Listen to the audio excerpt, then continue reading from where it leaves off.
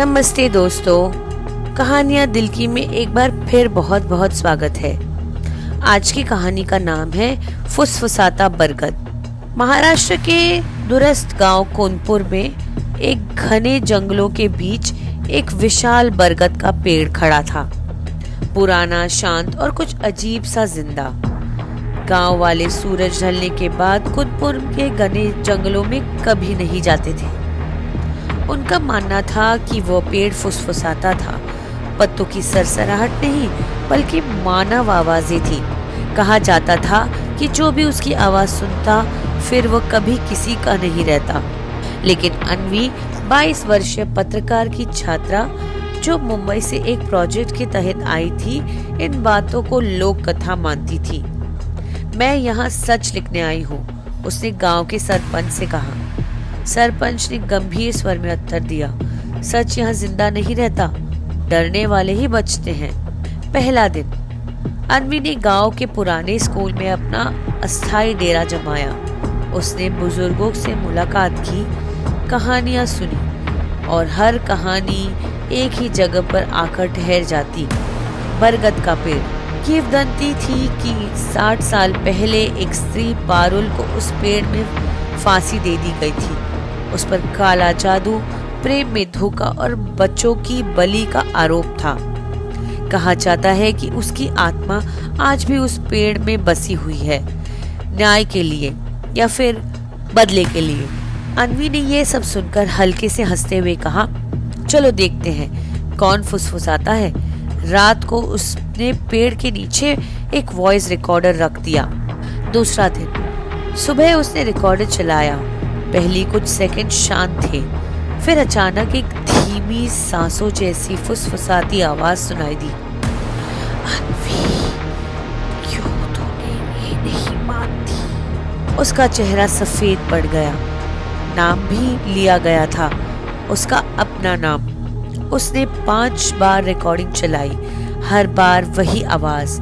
कोई मजाक कर रहा है, उसने खुद से कहा और फिर काम में लग गई। तीसरा दिन रात को आंधी जैसी हवा चली थी, लालटेन भी लौ कांपने लगी थी। 3:03 पर उसे लगा कि जैसे उसकी चादर किसी ने खींच ली हो। यह चौंक कर उठ गई। कोई नहीं था, लेकिन कमरे में अजीब सी गंध थी, जैसे जले हुए चमेली के फूल और गीली मिट्टी की। वो बाहर झांकी, बरगद जोर से हिल रहा था, जबकि हवा बिल्कुल नहीं थी। और फिर एक परछाई, सफेद साड़ी में कोई, पेड़ के पीछे हिलती हुई। चौथा दिन अन्वी ने गांव वालों पर आरोप लगाया, तुम लोग मुझे डराने की कोशिश कर रहे हो। लेकिन गांव वाले खुद डरे हुए थे। एक बुजुर्ग औरत ने कहा, अगर पेड़ ने तुम्हारा नाम लेना शुरू कर दिया है तो तुम यहाँ से चली जाना चाहिए। और उसने कहा, मैं यहाँ से नहीं जाऊंगी। उस रात वो अकेली बरगद के पास गई, टॉर्च एक हाथ में, दहशत दूसरे। उसने हाथ रख दिया पेड़ के तने पर। अचानक सब शांत हो गया, टॉर्च की रोशनी भी बुझ गई।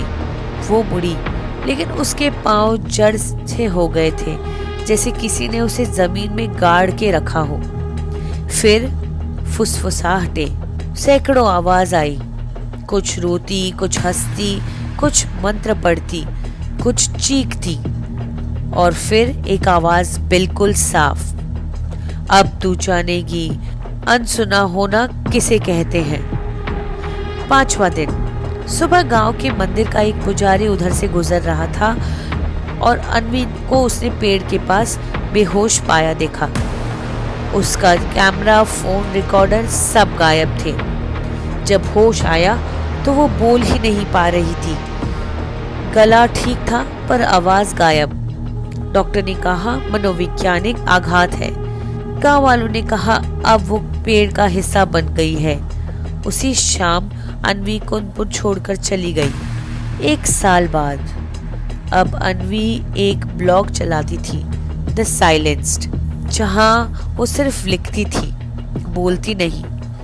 उसने कभी दोबारा कोनपुर का जिक्र नहीं किया, लेकिन कभी कभी जब कोई रात को 3:03 पर उसका ब्लॉग पढ़ता है तो दावा करता है कि किसी को फुसफुसाते हुए सुन रहा है, जैसे अभी कोई उसके जरिए बोल रहा है। जैसे बरगद की जड़ें अब केवल कुनपुर तक सीमित नहीं रही। हमें आशा है आपको आज की ये कहानी पसंद आई हो। Please do like, share, subscribe. Thank you.